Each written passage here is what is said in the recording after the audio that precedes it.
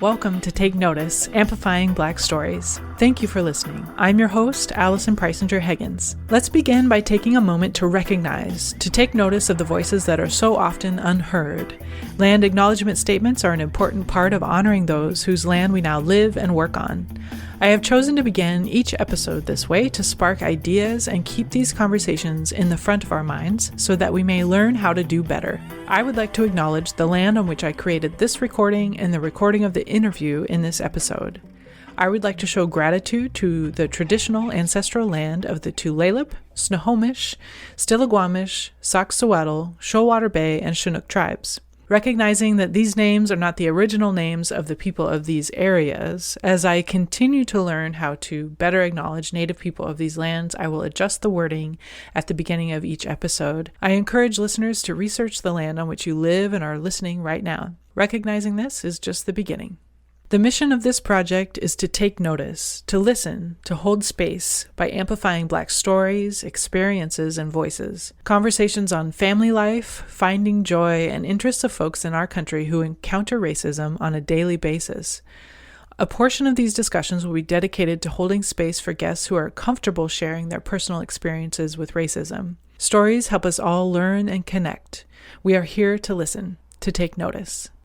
I hope this episode finds you all taking care of yourselves out there. We are in a time of heightened awareness, but also heightened entitlement by those who feel threatened by change, by losing power, by being called out for what they have been proven to be. In turn, these people are acting out in threatening and violent ways like what we saw at our Capitol a couple weeks ago. If you're in the Seattle area, please take the time to reach out or stop by Black Coffee Northwest in Shoreline. They were recently vandalized once again, and their employees have been receiving racist threats and intimidation. Let's show up for them and do what we can to help create a safe space so they can continue to show up for our community. They were one of our very first interviews that we shared in December. Darnie Shawiri is one of the co-owners of that space. So please reach out to them if you have the opportunity, and reach out to those that are in your community that you feel like may need some extra support in these next couple of weeks. I feel like we are each other's strength and support in these difficult times, and we can help each other get through it and stay safe. I'm beyond grateful for this project and hope that Take Notice and projects like it continue to grow and reach more listeners' ears, hearts, and minds. I really feel that through telling stories, we can connect and come to a better understanding of what other humans experience in order to foster a better environment for all of us. My guest on this episode is Shea Rose. Shea has possessed numerous titles throughout her career. Singer, songwriter, style icon, and music curator are just a few. Her music, influenced by soul, hip-hop, and rock, speaks to personal and societal transformation. She has received numerous honors for her musical talents, including multiple Boston Music Awards, a SESAC National Performance Activity Award, and she is the recipient of a prestigious Abe Olman Scholarship from the Songwriters Hall of Fame. Rose is an assistant professor at her alma mater, Berklee College of Music, teaching in the Contemporary Writing and Production Department. She holds a BA in English and a BA in Communication from Pine Manor College. Rose is a student of yoga and meditation. She writes one poem a day and offers coaching and holistic practices to help women come into a healthy and embodied voice. Shea and I attended music school together in Boston, which we talk about a little bit in the episode. It was a joy to reconnect with Shea, and I'm so happy to share our conversation with you all. Please enjoy my conversation with Shea Rose.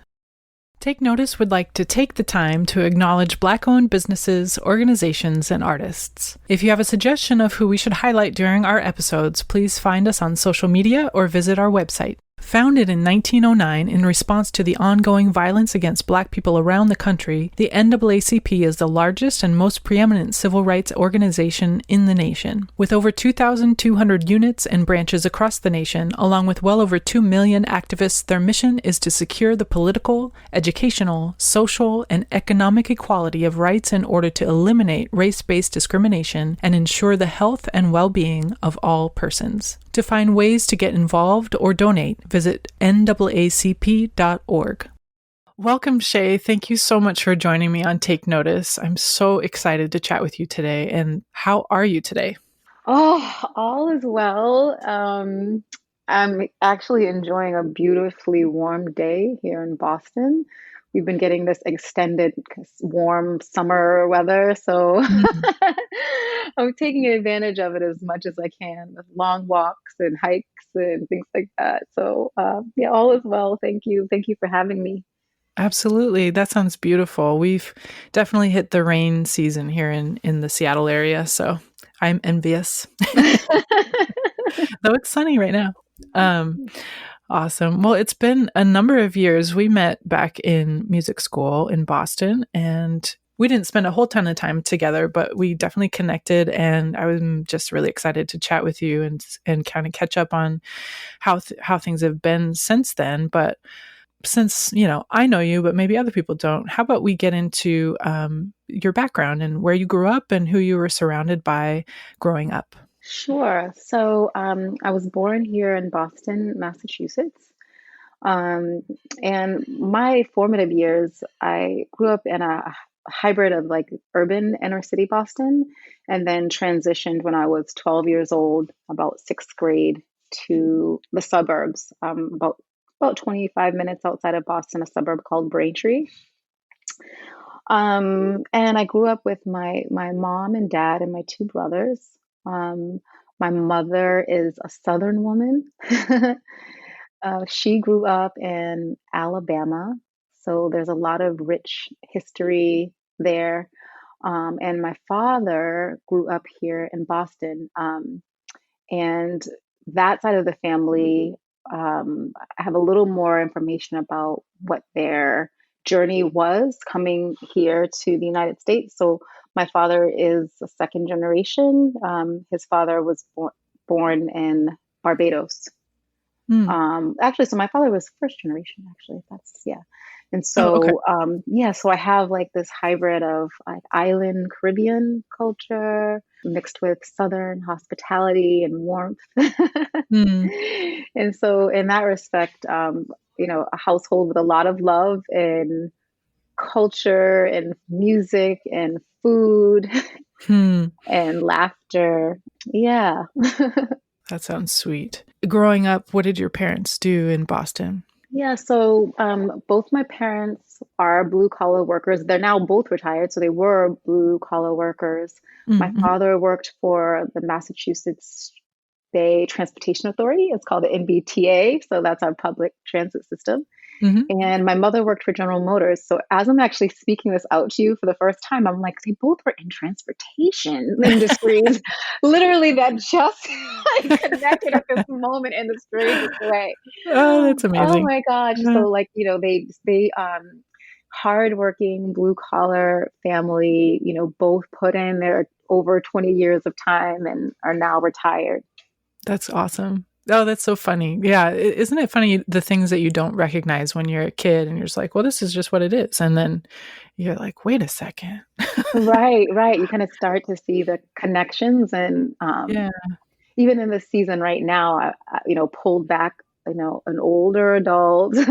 I'm Mhm. able to see now my parents outside of the context of them being my, daughter, mother, father, daughter to me, and kind of understand their relationship more. Mm. Yeah. And Mhm. so that was just the light bulb moment. Yeah. That's awesome. Oh, wonderful. What do your brothers do? My brother Hillary followed in the footsteps of my dad, and he works for the MBTA. He works in the kind of administration executive offices. He's a first responder.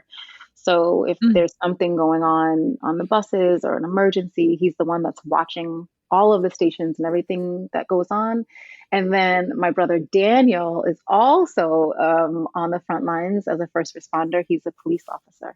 Oh, okay. Very cool. In Boston In or Boston, yeah, in Boston, both in Boston. okay, great. Wow. So growing up, moving from, you said you moved from Boston inner city, is that what you said? And then you moved Hmm. to the suburbs. How Yeah. old were you when you moved? So I was 12 years old, and we were living actually in a three family that my dad grew up in when Mm. he was young. very small space. And at that time in America, not just in Boston, the inner cities were becoming flooded with a lot of gang activity. At that time, the crack pandemic, that's not even the right crisis. I'm like, we're in a pandemic now. But yeah, I it think could be. they might have called it that at the They might have time. called it at Yeah. the time, yeah. That was growing in all urban and inner city neighborhoods, and there was just a lot of unrest. Mhm. So my mom, having grown up in the South, very rural, she was clear that she didn't want her children to be raised in that environment. And so it was really with her lead that my parents decided to move out to the suburbs. She was thinking about our education. She was thinking about our well-being. And we were kind of we were in a neighborhood that, there were families that had been there for many years, but it was starting to transition. And, the fabric of, the community was kind of being torn away by these other crises that were happening, in the city. Mhm. And so we transitioned to Braintree when I was 12. And that was its own set of, challenges, and felt like a crisis too, in some ways. Mm-hmm. So I'm familiar a little bit with the area, around where all the colleges are, like, oh man, it's been so long for me now. Mass Ave and Boylston Mm-hmm, Ave mm-hmm. and all that area. At least for that time, 10 years ago, I was familiar with that area. And to me, like coming as a transplant to college, like I was just in an entirely different world than I imagine, a 12-year-old you was. You probably were much more embedded in that world. And I imagine it was different at that time too than in 2010. Mm-hmm. What was it kind of like for you in that area, and what area were you in when you were in Boston? Sure. That's a great question. So we were in Dorchester, and where Berklee is located, there's been a lot of gentrification. So if you're thinking Right.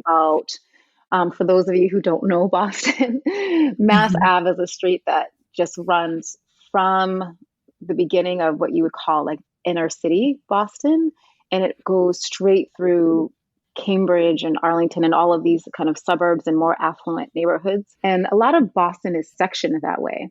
Dorchester, though, at the time, again, there were a lot of families who were hardworking and had, successful careers, but the neighborhood, by whatever means, was being changed to, I don't know if it was like the white people were moving out and then they were creating low income homes. And so when my father grew up there, he was actually one of the only Black families on the street.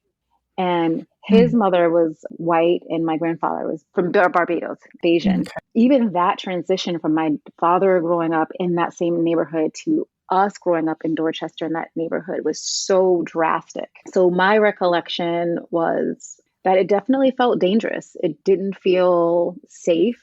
Again, there was a lot of just pain that, Black families and Black folks were dealing with through lack of education, lack of resources, lack of jobs. Like I could feel that tension. I couldn't quite name what it was at the time, but I could feel that as a child, and I could feel why my mother wanted us to leave.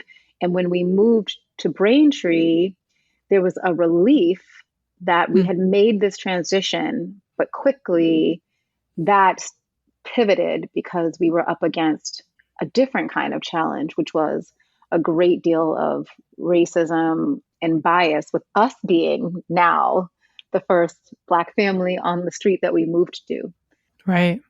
Did you feel that within the neighborhood and within your school, or was it in certain places more than others?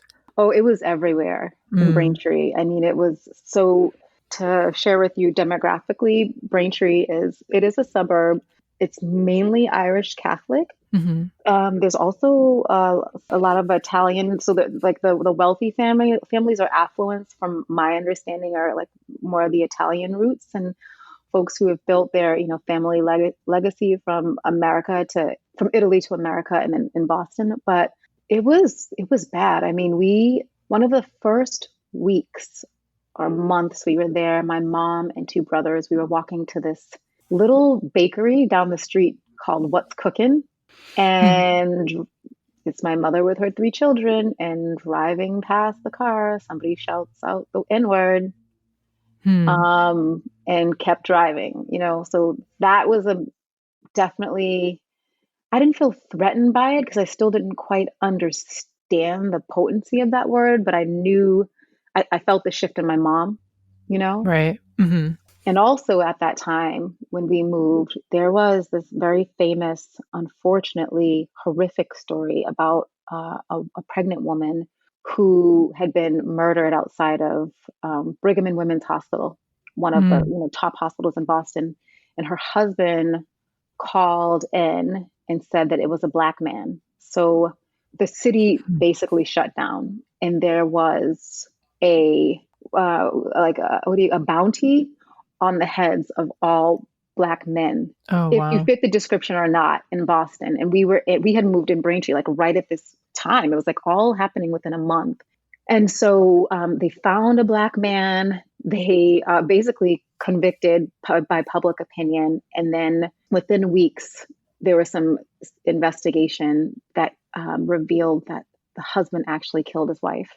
And it Oh was my God. for an insurance policy, and that his brother like corroborated the whole thing. And his name is Charles Stewart. It's a really famous story. But Hmm. circling back to my experience in our first month or so in Braintree, my mom was scared for us to leave the house. So we Right. didn't. We didn't. We Mm. stayed home during that time because it was just all over the news. And, we were scared. We were definitely scared. Yeah, I can imagine. Hmm. Yeah, what else can you do in the face of the entire city just not thinking straight? Wow. So you all stayed home from school, I imagine, and from all kinds of things, work and Yeah. Yeah. I mean, we just kind of stayed conscious of like taking those walks down to the store. And, sure. it's the same awareness that I think most Black and Brown people walk around with, Mhm. even today, just kind of cognizant of where you are and how you might be perceived. And depending on where you are in the country, there's some places that you have to step into cautiously. Recently, I had that experience. I traveled back to Alabama with my mom, and the soil is very different there. Mm. Like I could feel, the shift from definitely north to south, Mhm. Yeah. but also that so much of, the Jim Crow and the lynchings and all of that blood that was spilled was on that soil. So there's still that feeling to me of like very divided lines, or just be careful, where you walk, and who and just how you are. I felt that was my personal experience. Sure. So it definitely relates back to that feeling as a child, when with both the Charles Stewart incident and then someone screaming the N word to my mom and my brothers and I, about having to kind of be really aware of Yeah. my surroundings, that there's a freedom that was kind of taken away in a sense. Right. Yeah, you can't just walk out your door and go play with somebody down the street or yeah, to have that always in the back of your mind, especially as a child. I can't imagine what that must have felt like, but also still feel like to think back at that time. And I imagine just from what I've learned that hasn't so much changed in much of the country. That feeling Hmm. that, you always have to kind of watch your back wherever you are. Yeah. Is that how you feel still, or has it Um, shifted or it's shifted because I think, as we're all learning about the language around some of this behavior, racism and implicit bias and microaggressions and all of this. So it shifted where, I can kind of name a behavior now, whereas before it was the only term that we had was the racist, right? sure. Yeah. And people still may very well be racist unknowingly or unconsciously, but I think I have more of a psychological understanding of how it works, and who might just be very ignorant versus I need to be watching my back because I feel like I'm in danger or I could be harmed. Mhm. Right. Yeah. Hmm. Yeah, I imagine that makes a difference when you're able to name things. I was talking about that kind of a thing with another guest of mine. When you're younger, it's like you just feel all these things, but then it makes such a huge difference when you can look at it and name it and point at it and be like, that's what that is, and kind of recognize what you're dealing with, whether it's something within you or something with somebody else. So I imagine that makes a big difference. Yeah, to be able to name it and then have tools and skills and practices to not internalize it, one, because that was a Mm, big part of that behavior and that kind of potent racism or bias that you internalize that, mhm. but then to have approaches, right? There are ways that we can, if you have it in you, and I'm not saying that anyone should, people have a right, I believe, to react in whatever way they are reacting when that kind of energy is coming toward them. And I know it took a long, long, long time for me to be skillful. Mm, And I know that in being skillful, that sometimes, especially if it's an in the moment type of exchange, that I am putting certain emotions on the side to process for another time in order to directly engage in what was said or what was done. But then there are moments when I don't have that skill. You know what I mean? right. And that's okay too. There's moments where I feel like I don't want to be in a teaching moment, that I want to be in my feelings and be like, you got to feel how you were feeling and say what you wanted to say or your actions. And I get to do that too. I think less and less though, as I come to terms with this is racism is an illness. It's a mental illness that we all are dealing with, in our different ways, both Black people and white people, particularly speaking to this country because we do talk about it in Black and white. Right. Hmm. Thanks for sharing that. I realize as we're talking, I don't think I asked you specifically what you do. Can you describe a little bit of your work and what you do?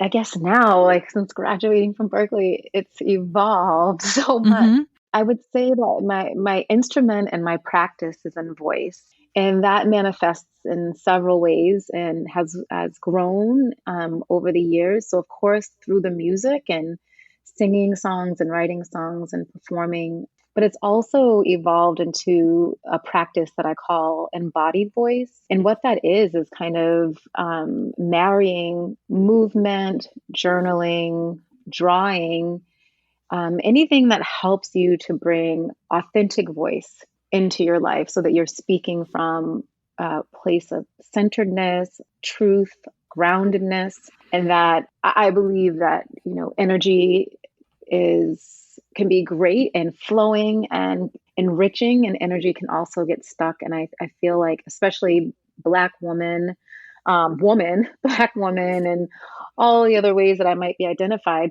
by other people, a lot of Hmm. times my voice, the energy was stuck, and that energy not having a place to go or tools at my available to me to reach into to release that took a huge toll on my body and my singing voice. So the work that I do now is centered in voice and helping, first myself continuing to evolve my practices and really understand what the vocal instrument can do, both on the entertainment level, but also on the spiritual level, and then helping others to go through that process to help them unleash, their voice. So singing, embodied voice, and then I do community work. So my community work kind of is centered around this same idea of like releasing voice, spoken words, singing, helping people bring forth who they are in the most genuine way that they can be through this amazing instrument of voice. That's wonderful. That's such beautiful work. You mentioned an experience that you had also with your partner more recently that I don't want to ignore. So I would love to hear if you wanted to share that story. You said that you had an experience recently in a store in Boston, I imagine, Hmm. with your partner. So it was actually in Belmont, which is a city. Okay. I don't know if I think Belmont might be west of Boston, but Okay. so it was my birthday, and he found this amazing vegan restaurant, which was like in another city adjacent to Belmont. Can't think of the name of that city right now. So Mhm. we were like, well, let's bop around. He wanted to bring me to this street that had all of these little shops in Belmont before going to dinner. And so we park and we start walking through all of these stores. And every store we walked into, people stopped and looked at us like we were aliens from another planet. Mm. And, you know, growing up in this culture and being as in tune as I am, empathetically speaking and spiritually speaking, I feel like I have a good gauge of what is that energy that I can harken back to when I was a kid. Like, oh, I need to watch my back. I don't feel wanted here. I don't feel accepted. I don't feel like I belong. And so that came flooding to my mind, into my body. And it was the first time that my partner, who is European from Rome, Italy, it was the Mhm. first time that he actually witnessed that Mm. ever Wow. happen. So for him too, it was astounding for him to be a witness to that, but to also be part of it because he was with me. And Right. and it was every store. So by the time, except one, there was one jewelry store where they were sweet. So I don't want to like implicate the Sure. whole street, but Right. pretty much the whole street. And the Mm. last place that we went to was this little kind of like bakery ice cream shop. And I walked in and the same kind of thing, like, what are you doing here? And finally, by that point, I think that was like the fourth place we walked into. I was like, I guess you don't have Black people here. I just said something like that was the moment where I was like, there's no skill. The skill's gone. Sure. Yeah. Skill's gone. Teaching moment's gone. I'm going to just say what's on my mind. Since you get to react how you want to react, I'm going to actually just say, Yeah. and woman behind the counter, of course, she was embarrassed. And that's not that, I don't believe in humiliation and public Right. humiliation and embarrassment, but I just had to name it. I was like, this is what's going on. And this is the fourth place that we've been to. So Mm. I took action and I went home, and I never have used social media this way or ever have done it since then. I wrote a post about it and I named the businesses. And Ah, okay. I said, Yeah. you all have work to do. I had a Good. lot of people who were like super supportive and so sorry that I had gone through that. And, like I said, I've never done that prior to then, and I haven't done it after, but it just felt like that was, I don't know, it just felt like the thing to do. So that's what I Yeah. did. Yeah. Good. Calling it out is, yeah, if you're moved to do that, definitely that's the thing to do, help other people be aware that may, someone like me be able to walk through there and have no idea that that's how they would react to a Black person coming through, So I think Exactly. that's, yeah. Now I'm trying to be really aware of, not just to be really open. I'm trying to be very aware of not centering myself in any of these stories. Sure. So just tell me if I do, or I will try to be even more aware. It's not on you to tell me. But what you said about you and your partner reminds me of, I can relate to that in my experience with my husband. He Mm-hmm. is a Black man, and my stepdaughter is a Black 18-year-old young lady. Mm-hmm. And Mm-hmm. so when we all walk around in the Seattle area or wherever we go, there are moments where we run into that as well. And we've been together for 7 years, and it took me probably, well, I don't know how long, a couple years probably, for me to really realize that that's what's going on. Mm. Maybe not that long, but as it's definitely deepened as we've been Yeah. together, and in my realization and in my reaction and my awareness of how I should react or not react, because it does happen everywhere. I mean, we've had experiences trying to cross the Canadian border that were unpleasant. Wow. We've had experiences, where we, and sometimes it's just a look, like a longer look from a policeman in the Seattle area than I ever would have gotten just walking by myself. Right. Things like that, or in the rural areas around here, where I would just be able to walk through and nobody would care, but all of a sudden there's all these people looking at us. So it just deepened my understanding of what he has gone through and what, Mm-hmm. people of color have gone through since, like you're saying, since they were kids, and Yeah. probably not realizing when they were kids what it was until they got older and could name it. But But yeah, if there's more pointing it out and more stories about it and more like, well, this business needs work, or this organization or this teacher or whoever it is, I don't know. I think that's one of the only ways that we're going to really open people's eyes to the fact that people don't deserve to be treated this way, and that it's Exactly. still happening. It's So, still happening. Yeah. And what is mhm. so unique about both of our experiences is that, I know that for me, it's like it's our love, it's our connection. It's that we have these like tentacles now, of energy Mm, that has intertwined us on all of these different levels. And, at the beginning of my relationship, you know, we argued and I talked a lot. Like I was trying to convince him because he's also not coming from the United States, and right, right. his understanding of like the racial trauma of his country is just so far removed Mm, from his upbringing, his schooling, Italy. mhm, So, when we first got together, like he just didn't see it. But I feel like it takes this intimacy and connection with a person, although he could never step in my shoes, but for him to kind of be able to pick up on the subtleties of that now. Whereas before, there were no antennas, right? There was no yeah. vibration. It was just like tuned into a different channel because that's how he could walk in the world. So Mhm. I think what's so unique about being in a relationship that's like, multicultural or biracial or is that we get to fill in those gaps for each other, right? And there's things that he's told me about how like white people are.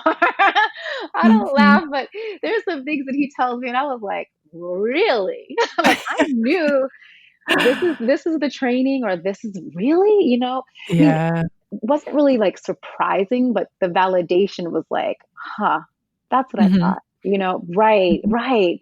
I knew I wasn't making sense. Like I couldn't actually in a tangible way, like, but have it like in my hands holding it, but I knew it was there, mhm. so he has filled in the gaps for me in so many ways about like how this bias and racism works in white families. Like, oh, you can play with so and so, but not so and so. These kind of Mhm. subtleties that are just everyday conversation, but they're leaning towards racist or biased behavior. Right. Yeah. That struggle of communication and understanding from different countries too. That would be an interesting challenge. Like not interesting, I guess, but like a different kind of challenge as far as like, if he had grew up in the States and already knew, but then you still have that challenge. Because I feel bad that I initially, was like, wait, what? When my husband would tell me stories about this or that, and I would be asking questions like, really? Like, wait, what happened? Like, because I just was so unaware of the fact Hmm. that these things still happen, and especially in Seattle, my eyes were so blind to the Yeah. fact of what Seattle was and what our country is, I should say. Hmm. So that's interesting. Yeah. Thanks for sharing that. Yeah. Hmm. Well, I appreciate you sharing all of your thoughts, and I could talk with you forever about all kinds of things. So, but there's these questions that I ask every guest, and so I'd love to hear your answers on these two questions. The first one is, what brings joy or fun into your life? Oh, it's so many things. I just Mhm. think, but okay, I'll pinpoint it. I'll say, as in generally, creativity in all forms, like through dance, through music, through visual art, movement. So all of those are kind of like I guess like my palette that I cherry pick out of each day to kind of help me stay healthy mentally and spiritually and emotionally. As of late, though, what really, really brings me so much joy is cooking. Mm, That's my new creative endeavor. wonderful. Yeah. Was that spurred on by COVID, or did you cook before too? Yeah, so we had slowly, so my partner and I have also been together for 7 years. Oh, okay. So it's funny to hear you say that. That's So funny. when we started out, like it was really bad because you're in love and you're just like, order out. I just want to be with you. I don't want to do anything. So weird. Yeah. But before COVID, we had a pretty strong eating at home practice. And of course, like, we had our occasional meals out by Berklee, where all the great food is. Mhm. Yeah. But then COVID happened, and these stretches of time to really like shop. We go to the farm and to allow food to marinate and to allow food to juice itself and savor Mhm. itself. How medicinally that works when you're doing it, but also when you're eating it has just become such a love of mine and a passion, and like bringing it to my mom, whatever I make soup, or to my father, and Mm. going to the farm and sharing, too much of what I bought with my neighbors. It's just been such a joy during this time, and one of the highlights of having this strange time off. Right. Right. Oh, I love that. That's great. All right. The next question that I have for you, and it's a lofty one. So whatever comes to mind, what Mhm. would make you feel genuinely equal?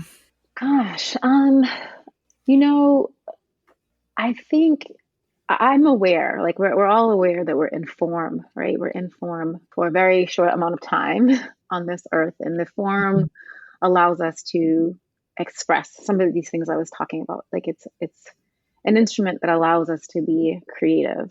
And of course, because of how I grew up and the color of my skin and my ancestry and my origin story, there are things that have been like imprinted and how I express and how those things come out. In the middle of that, for all of us, no matter where our stories are coming from, is this essence of divinity. And it's not in form, right?